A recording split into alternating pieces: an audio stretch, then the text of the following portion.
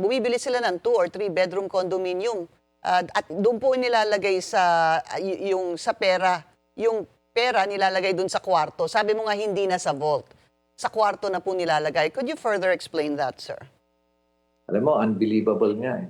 Unbelievable, Pinky, ano?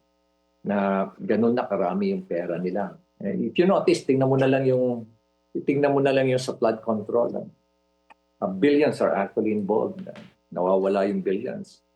How much, alam mo ba na for the past 3 years, when we were doing a review and we started to drill down on the data derived from the GAA, nalaman namin na about 600 plus billion was actually poured into flood control projects for the past 3 years.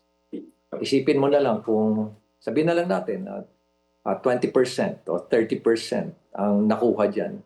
Can you just imagine kung gaano kalaki yung perang nawala dyan, mga 200 or 300 billion pesos. Pero it's not only 200 or 300 kasi ang laki. Napakalaki ng porsyentong kinukuha eh. Iba pa yung porsyento ng politiko, iba pa yung porsyento ng implementing agency. Iba pa yung binibigay sa mga losing bidders. Kumbaga parang rig lahat na eh. Iba pa yung binibigay sa mga inspecting engineers.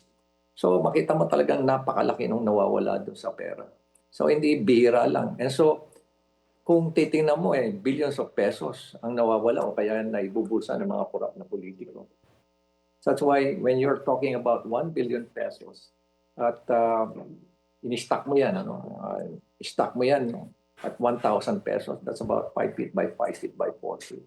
Are you aware that if you're stealing 1 billion peso a year, you're stealing 2.7 million a day? Magkano yung kinikita ng mga taxi driver dyan? 700 pesos, mga jeepney driver. Yung mga vendors, 400 pesos. Nagbabayad pa yan ng tax. Habang sila, ninakaw na nga nila, billions of pesos, wala pang tax. Kaya nakakalula talaga. Kaya talagang, alangan namang pababayaan lang natin, tatahimik na lang ba tayo? And this is people's money. And this money also came from the taxes that we pay. Diba? Dapat makialam tayo. Hindi yung sarili nakala mo, they treat it as their own money. We're not going to allow it.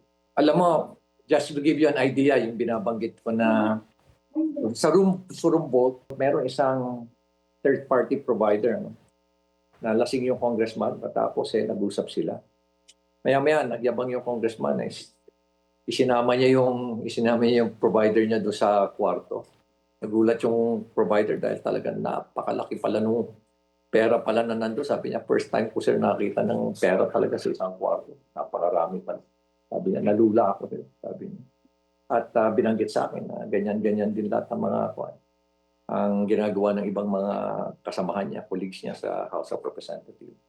And ganun din yung mga natatanggap ko, mga information na papadala rin sa akin from people also inside the House of Representatives. Meron nga akong congressman na kausap, sabi nga niya, alam mo, Mayor, nakakaya na rito sa mga colleagues ko. Ako na mismo nahihiya. They're no longer using cash vote. They're using room votes. Sabi. Ang kwarto hindi ginagamit sa tao, nilalagay ang pera. Yeah, hindi na tao. Tumitira doon. Pera Hindi na na po tinutulugan ng tao, tinutulugan ng pera. Sobrang dami.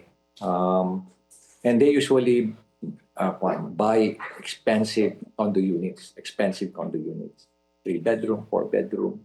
Kasi magaganda yung doon security, security service doon.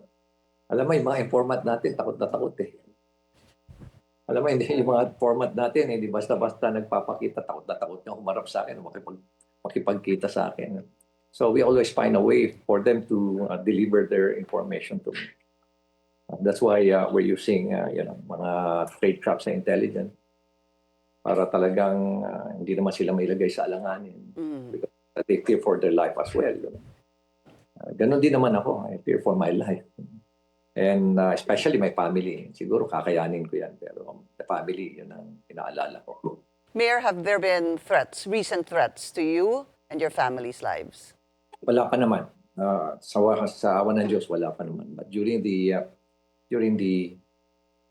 elections, my threat level was elevated to high because there was an intelligence report na nagpadala sa akin yung isang no less na si Secretary Allen, former Secretary Allen Kapuyan, mentioned to me na nag-text siya sa akin. Sabi niya, sir, ingat po kayo, mukhang positive po yung threat sa inyo.